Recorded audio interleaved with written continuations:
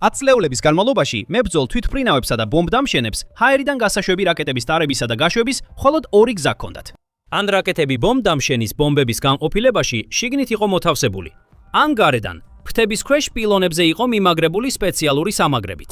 ეს ორი მეთოდი იყო და კვლავაც არის ძალიან ეფექტური, შეზღუდული მხოლოდ იმით, რამდენ რაკეტას შეუძლია კონკრეტულ თვითმფრინავს ერთ მისიონზე ტარება და რამდენი თვითმფრინავი მონაწილეობს კონკრეტულ ოპერაციაში.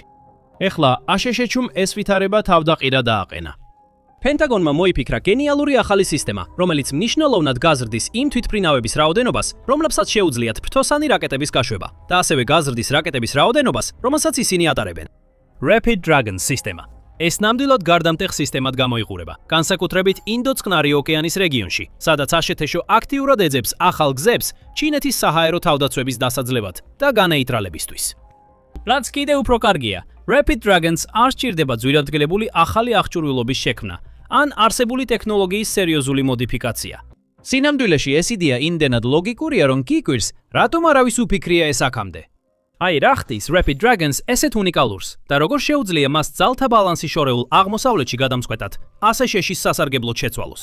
2023 წელს აშშ-ის საჰაერო ძალების კვლევითმა ლაბორატორიამ Rapid Dragon-ი განსაზღვრა როგორც პალეტიზებული საბრძოლო მასალების ექსპერიმენტული კამპანია, რომელიც იგულებს არსებული სატვირთო თვითმფრინავებიდან, როგორიცაა C-130 და C-17 თვითმფრინავის მოდიფიკაციის გარეშე, გრძელდისტანციური პალეტიზებული საბრძოლო მასალების ჰაერიდან ჩამოგდების შესაძლებლობასა და ოპერაციულ უპირატესობებს. უბრალოენით რომ ვთქვათ, Rapid Dragon-ი სატვირთო თვითმფრინავებს გარდაქმნის იარაღის მატარებლებად, რომლებსაც შეუძლიათ ფრთოსანი რაკეტებისა და პოტენციურად სხვა დისტანციური ან თავდაცვითი იარაღის გაშვება პალეტებზე განთავსებით თვითმფრინავის უკანა სატვირთო რემპიდან. სხვა სიტყვებით რომ ვთქვათ, ის სატვირთო თვითმფრინავს ბომბდამშენად აქცევს, რომლის იარაღის ტევადობა თეორიულად მხოლოდ იმ პალეტების რაოდენობით იზღუდება, რამდენიც სატვირთო განყოფილებაში მოთავსდება. სატვირთო თვითმფრინავები მტერზე ბომბების დასაგდებად მინიმუმ მეორე მსოფლიო ომის დროიდან გამოიყენებოდა.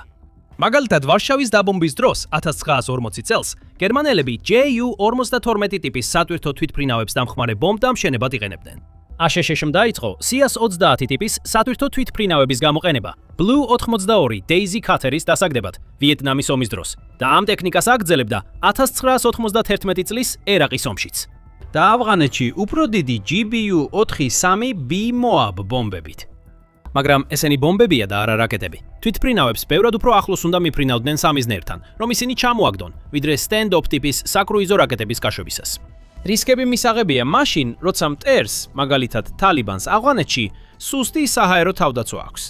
მაგრამ როცა საქმე გვაქვს მრავალფენოვან და თანამედროვე თავდაცვებთან, როგორიცაა ჩინეთში და მის გარშემო, წინათაობების მასობრივი დაბომბები ხშირად მიუღებელ რისკებს უქმნის თვითმფრინავებს, რომლებიც ამ ბომბებს აგდებენ. ამიტომაც გაჩნდა stand-off ტიპის ფრთოსანი რაკეტები, რომლებიც შეიძლება გაუშვან საჰაერო თავდაცვის სისტემების მოქმედების არედან და კიდევ უფრო თანამედროვე გამანადგურებლები და ბომბდამშენები, რომლებსაც მათი გაშვება შეუძლიათ.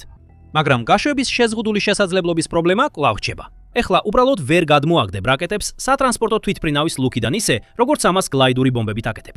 მიუხედავად ამისა, აშშ ვიეტნამის დროიდანვე ცდის სხვადასხვა გზებს რაკეტების სატვირთო თვითმფრინავებიდან გასაშვებად. 1974 წელს აშშ-მ ფაქტობრივად აჩვენა, რომ შესაძლებელია ICBM-ის გაშვება პრაქტიკულად ნებისმიერი ადგილიდან. როდესაც მან გამოცადა 47 ფუტიანი 88,000 ფუნტიანი LGM-30 მინითმენის საჰაერო ჩამოშვება C5A Galaxy-დან. შემდეგ 10 წლეულში B1 ბომბდამშენის უფრო იაფი ალტერნატივა, რომელიც ცნობილია როგორც საკრუიზო რაკეტების გადამზიდავი თვითმფრინავი, ანუ CMCA შეიქმნა. იდეა იყო Boeing 747 200 სატვირთო თვითმფრინავების გადაკეთება სპეციალური დანიშნულების საკრუიზო რაკეტების გამშვებ პლატფორმებად, რომლებსაც 50-დან 100-მდე AGM-86 ALCM რაკეტის ტარება შეეძლებოდათ. რაკეტები სწრაფად გამოეშვებოდა ფიუზელაჟის კუდის გვერდზე მდებარე როტაციული გამშვების სისტემით და დინამიკურად დამიზდებოდა ბორდზე არსებული საკონტროლო სისტემის მეშვეობით. CMCA სრულად არასდროს განვითარდა, მაგრამ Rapid Dragon იგივე ძირითად იდეაზეა დაფუძნებული.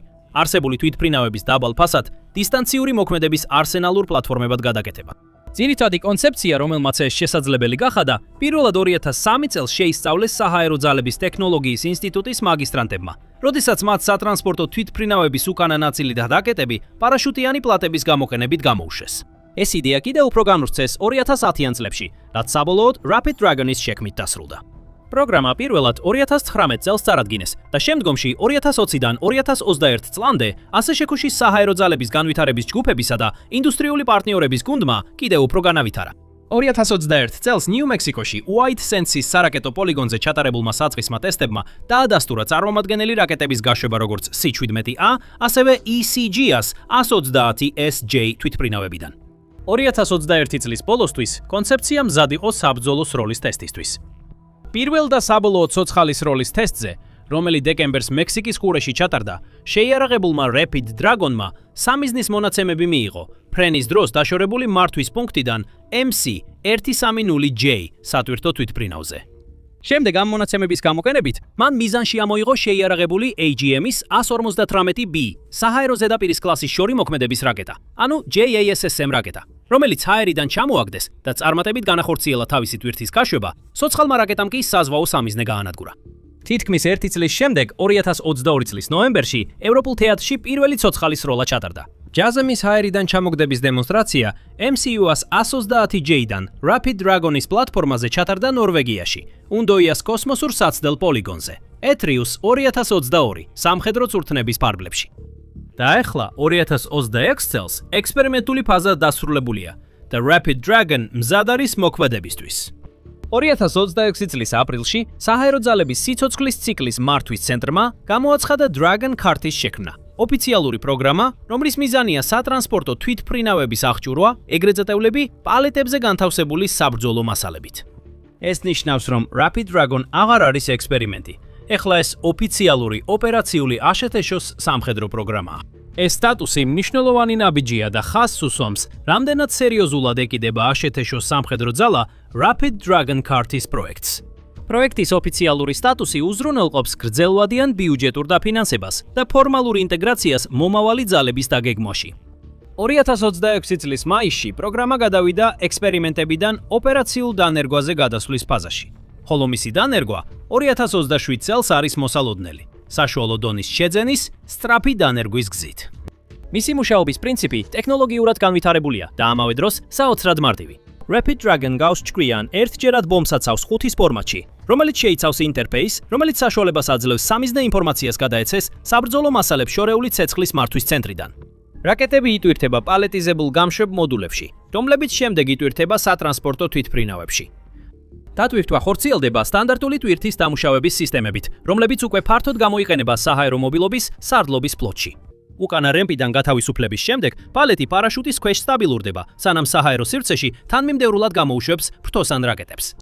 როგორც ჩანს, ეს შედარებით მარტივი და დაბალტექნოლოგიური გადაწყვეტაა, ხომ ასეა? ზოგი მხრივ ასეა.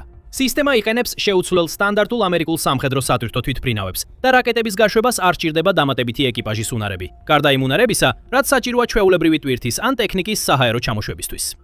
მაგრამ მოდი არ დავაკნინოთ ის ტექნოლოგიური და პროცედურული გამჭრიახობა, რაც ამას შესაძლებელს ხდის. სხვადასხვა ძველი თავდაცვის პროგრამებისგან განსხვავებით, Dragon კარტი ისეა სტრუქტურირებული, რომ მაქსიმალურად გაზარდოს მთავრობის მონაცემებზე უფლებები და შეინარჩუნოს მთავრობის კონტროლი ტექნიკურ საბაზისო კონფიგურაციაზე.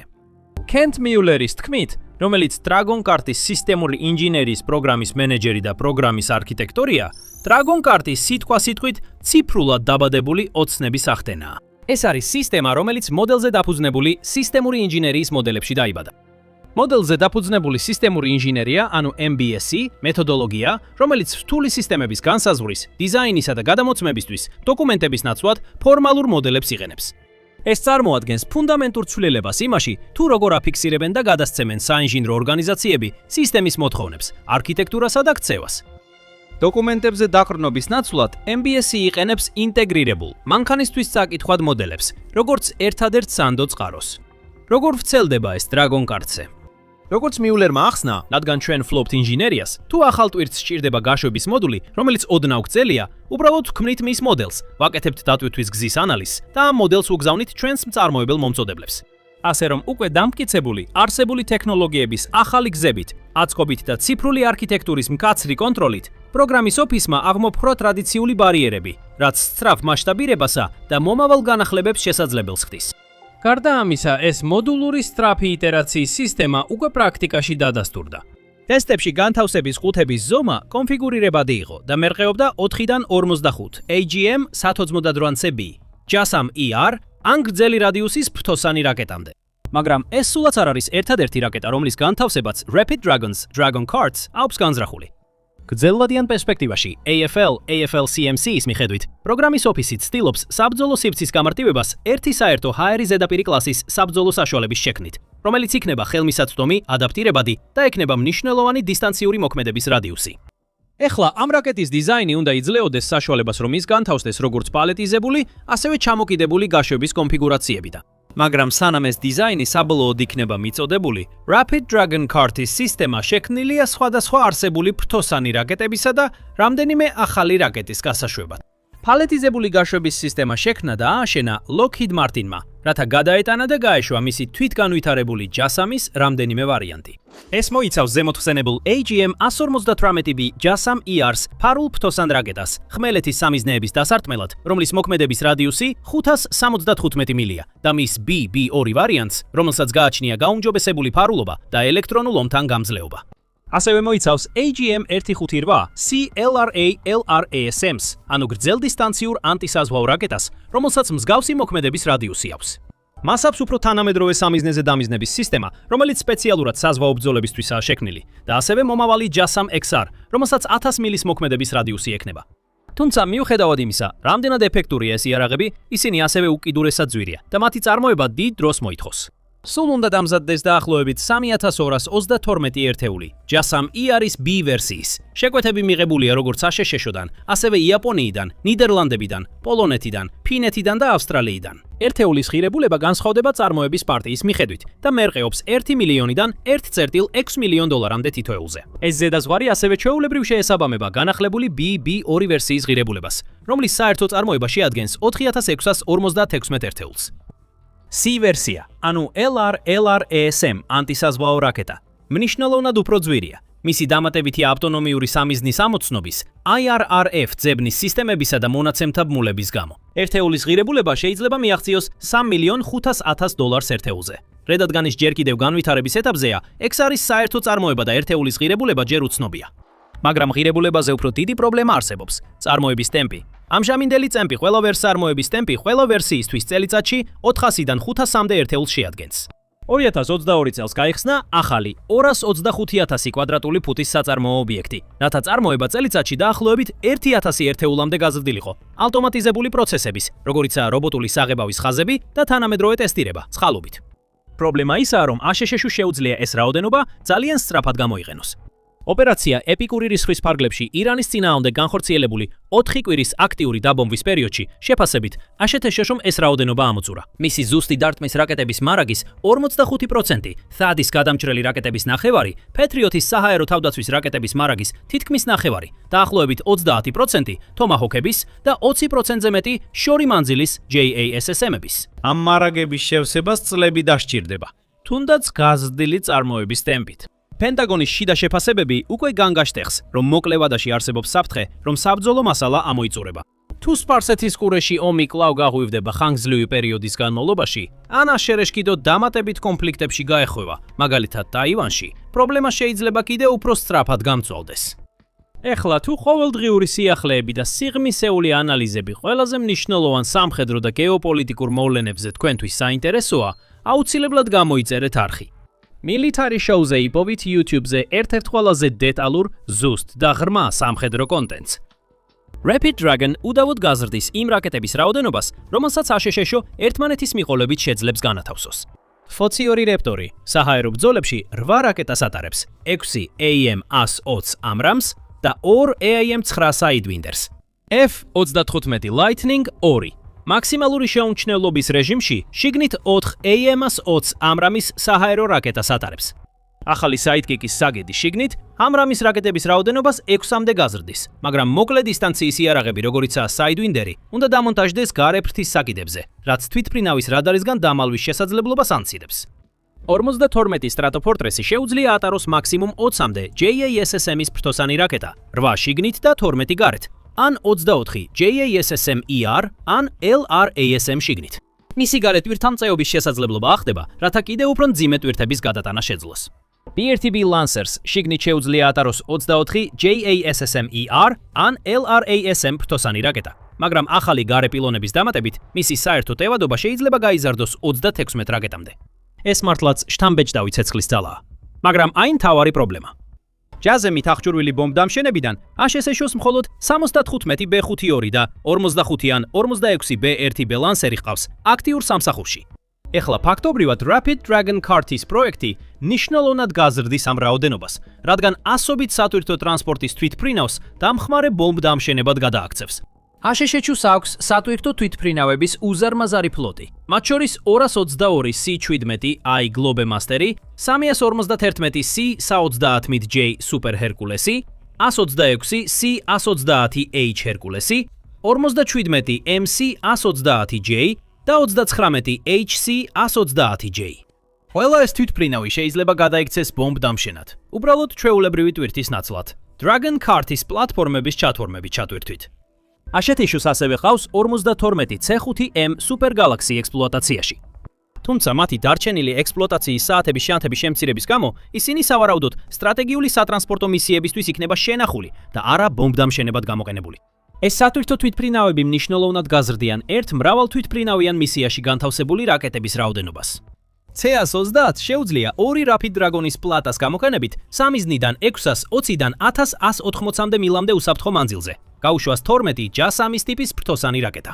უფრო დიდ C-17 შეუძლია 4 Rapid Dragon-ის პლატას მოთავსება, თითოეულში 9 რაკეტით, რაც ჯამში 36 რაკეტას ნიშნავს, თითოეული 1100 ფუნტიანი საბრძოლო ქობინით. მაგრამ არ აქვს აზრი ამდენი დამატებითი შესაძლებლობის შექმნას რაკეტების გასაშვებად, თუ საკმარისი რაოდენობის ეს რაკეტები ხელმისაწვდომი არ არის და მათი შევსება შეიძლება წლები და მილიარდობით დოლარი დაჯდეს. აი რატომ, როგორც ადრე აღვნიშნეთ, გრძელვადიან პერსპექტივაში ASHS-ს სურს შეიმუშაოს ერთი, ხარჯთეფექტური და მასშტაბირებადი რაკეტა Dragon Kart-ის სისტემისთვის. ამასობაში ის აჩქარებს რამდენიმე სხვა დაბალფასიანი და მასშტაბირებადი რაკეტის ვარიანტის შემუშავებას, რომლებიც პალეტებში გამოყენებისთვის იქნება განკუთვნილი. და როდესაც საქმე ამ რაკეტების შეძენას ეხება, ASHS-ს ნამდვილად ამტკიცებს საქმით თავის სიტყვებს. პენტაგონი აპირებს 12 მილიარდი დოლარი დახარჯოს მომდევნო 5 წლის განმავლობაში, თითქმის 28000 IAP ფრთოსანი რაკეტის შესაძენად, რათა შეავსოს თავისი JASSM-ის შესყიდვები, რაც მოიცავს როგორც ტრადიციულ, ასევე პალეტიზებულ ვარიანტებს. ASHS-ს აქვს რამდენიმე პროგრამა, რომლებიც ამ IAP რაკეტების შესაქმნელად მიმდინარეობს.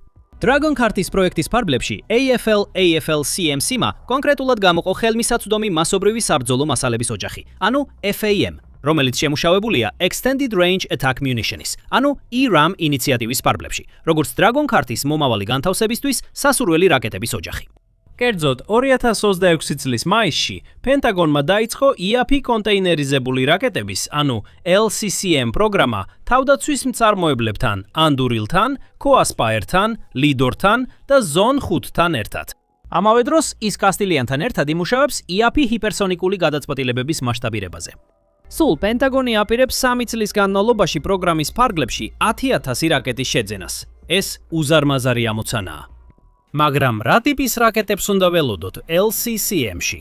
Anduril-მა განაცხადა, რომ მისი წვლილი პროგრამაში იქნება Barracuda 500M რაკეტის ზედაპირიდან გაშვებადი ვერსია, იარავი, რომელიც ასევე შეიძლება ჰაერიდანაც გაეშვას.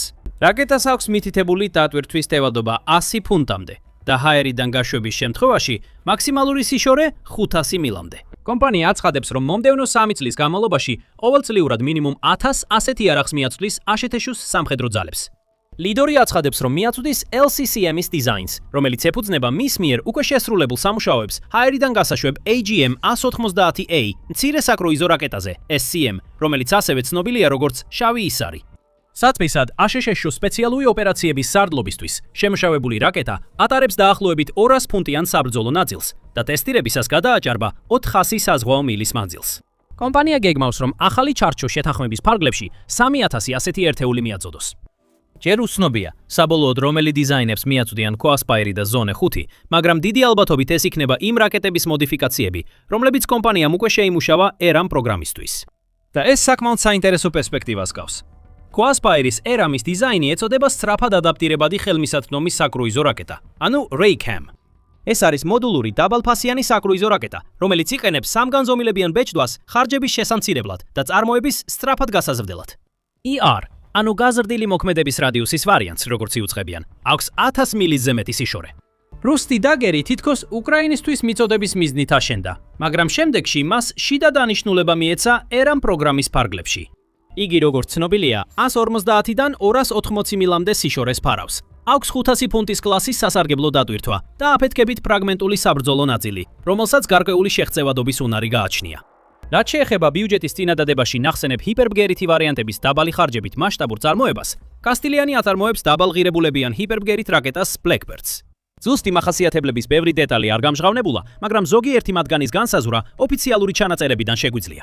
არმიის მიერ 2026 ფინანსური წლისთვის შემოთავაზებული ბიუჯეტის მიხედვით, Blackbird GL-ის, ანუ ხმელეთიდან გაშვებული ვერსიის მიზანია უზრუნველყოს ზუსტი დარტყმის რაკეტის მეოთხე ეტაპის შესაძლებლობისთვის დაახლოებით 80% მნიშვნელოვნად შემცირებულ ფასად. მეოთხე ეტაპი მიზნად ისახავს PRSM-ის მოქმედების რადიუსის 310 მილისგან 620 მილამდე გაზრდას. ასე რომ, ამ შესაძლებლობის 80% Blackbirds დაახლოებით 500 მილის რადიუსს მისცემს. უცნობია რა ტიპის საბრძოლო კობინი ექნება მას. Boeing-ის ახალი JJDM LR ფთოსანი რაკეტა და მისი საზღვაო დარტყმის ვარიანტიც ასევე შესაფერის ვარიანტებად გამოიყურება Rapid Dragon სისტემასთან გამოსაყენებლად. ორივე მათგანს შეუძლია 500 ფუნტიანი საბრძოლო კობინების მიწოდება 375 მილის დაშორებით მდებარე სამიზნეებზე. ეხლა Dragon Card სისტემა აშკარად ხსნის ახალ გზას აშეთეჩიჩუსთვის. მნიშვნელოვნად გაზარდოს ფრთოსანი რაკეტების რაოდენობა, რომელსაც შეუძლია განათავსოს. მნიშვნელოვნად გაზრდის თვითმფრინავების რაოდენობას, საიდანაც შეუძლია მათი გაშვება. მაგრამ მას ასევე აქვს სტრატეგიული მნიშვნელობა. განსაკუთრებით ისეთი თითქმის თანაბარი მოწინააღმდეგისთვის, როგორიცაა ჩინეთი. ეს გარკვეულწილად ირონიულია, რადგან Rapid Dragon-ის სახელწოდება ჩინური წარმოშობისაა. ის წარმოიშვა მე-10 საუკუნის ჩინური მრავალჯერადი გასროლის ალყის იარაღიდან, რომელიც ცნობილია როგორც G-Long Che, ანუ სწრაფი დრაკონის ურიკა. ეს იყო ჯვარუსის ერთგვარი სახეობა, რომელსაც შეეძლო ერთდროულად დიდი რაოდენობით შორ მანძილზე გასროლადი ისრების გაშვება უსაფრთხო მანძილიდან. ანალოგიურად, თანამედროვე სწრაფი დრაკონის გაშვების სისტემა განკუთვნილია მტრის თავდაცვითი სისტემების დასახშობად შორ მანძილიდან, სადაც გამშვები თვითმფრინავი საფრთხის ქვეშ არ იმყოფება. ის შეიძლება სწრაფად განთავსდეს არსებული საჰაერო ტრანსპორტის ფლოტების გამოყენებით, რაც იძლევა მასობრივი შეტევის მისიების მნიშვნელოვნად გაზრდის შესაძლებლობას მინიმალური ხარჯებითა და მომზადებით. მაგრამ იმის გარდა, რომ დრაკონის ურიკა უფრო სწრაფად აძლევს ასაშეთეშეს მეტბომბ დამშენს, ის ასევე საშუალებას აძლევს ამერიკას მრავალმხრივი შეტევის დროს ბევრად მეტი მრავალფეროვნება გამოიყენოს. ეხლა აშშ-ს შეუძლია დაბალფასიანი საკრუიზო რაკეტების პალეტები მაღალი კლასის JASSM-ER-ებთან და LR-LR-ASM-ებთან ერთად გამოიყენოს. უფრო იაფი იარაღები შეიძლება დაეხმაროს მტრის საჰაერო სივრცის გადატვირთვაში, მაშინ როცა ფარული JASSM-ER-ები და LR-LR-ASM-ები, უფრო LR-LR-ASM-ები უფრო ღირებულ სამიზნეებს დაედევნებიან. სატვირთო თვითმფრინავების გამოყენება უკვე ქმნის გაურკვევლობას მოწინააღმდეგის სამიზნეების შერჩევის გათვლებში. ნუ თუ ეს შედარებით უუნებელი C-17-ები უბრალოდ მარაგებს მიიტანენ რეგიონში განლაგებულ ამერიკულ ჯარებთან, თუ ისინი მზად არიან გააღონ კარები და ათეულობით ზუსტი ფთოსანი რაკეტა გაუშვან. ჩინელი ოპერაციული დაგეგმავები ბოლომდე ვერ იქნებიან დარწმუნებულები, რას აკეთებენ ეს თვითმფრინავები და რა ტიპის რაკეტების გაშვება შეიძლება მოხდეს მათგან. როდესაც დაცულ მონაცემთა არხებსა და ქსელურ სამიზნე არქიტექტურებთან ერთად გამოიყენება, Dragon Card-ი ასევე მხარს უჭერს განაწილებული ომის კონცეფციებს, რომლებიც სულ უფრო მნიშვნელოვანი ხდება ამერიკული ოპერაციული დაგეგმვისთვის. შორ მანძილზე დარტყმის შესაძლებლობების სხვადასხვა მობილურ თვითმფრინავებზე განაწილებით და არა მათი მცირე რაოდენობის ბომბ დამშენებსა თუ ტაქტიკურ გამანადგურებლებზე კონცენტრირებით, აშშ-ს ზრდის თავის შეტევით შესაძლებლობებს და ამავე დროს მნიშვნელოვნად ართულებს თავდაცვას მათ წინააღმდეგ. ეს სერიოზული დაბრკოლებაა იმ გეგმაში. დიდი ძალისხმევით და ძვირადღირებულად აგებული ჩინეთის ანტიწვდომისა და საჰაერო შეზღუდვის ქსელებისთვის, რომლებიც შექმნილია ამერიკული საჰაერო ოპერაციების გასართულებლად ინდო-წყნარ ოკეანეში. დარტყმის შესაძლებლობის სატვირთო თვითმფრინავების ფლოტებზე განაწილებით, ვაშინგტონი ართულებს ჩინეთის გეგმებს და ამავე დროს ინარჩუნებს ოპერაციულ განძლეობას ხანგრძლივი კამპანიების დროს. მაგრამ ალბათ ყველაზე მნიშვნელოვანია ის, რომ Dragon Card-ის პალეტებს არ ჭირდებათ გამშვები თვითმფრინავების მოდიფიკაცია, ასე რომ ამერიკის სატვირთო ფლოტებისთვის მოდიფიკაციის ხადიფიკაციის ხარჯები არ იქნება. ეს ასევე ნიშნავს, რომ Dragon Card-ის პლატფორმები შეიძლება მიეწოდოს მოკავშირეებს ან პარტნიორებს იმ 63 სხვა ქვეყანაშიც, რომლებიც იყენებენ CS 130-ებს, რაც სისტემას ძალიან იაფ საშუალებას ხდის, რომ პარტნიორი ძალებისთვისაც უზრუნველყოს დისტანციური დარტყმის შესაძლებლობები. საერთო ჯამში ეს ინოვაციური და პრაქტიკული სისტემაა, რომელიც აშშ-ს ერთი ან ორი ნაბიჯით წინ აყენებს მის ნებისმიერ მეტოქესთან ან მოკავშირესთან შედარებით. რა თქმა უნდა, ჩვენ ყურადღებით დავაკვირდებით განვითარებას და შეგატყობინებთ სიახლეებს. ეს ნამდვილად არ არის ერთადერთი ამერიკული სამხედრო განვითარება, რომელიც ჩინეთის პრეზიდენტ Xi Jinping-ს ღამით არაძინებს. ნახეთ ეს ვიდეო, რომ გაიგოთ, რატომ დამარცხდებოდა ჩინეთის საამაყო ავიამზიდები 1970-იანი წლების ამერიკულ სამხედრო გემთან და მადლობა ყურებისთვის.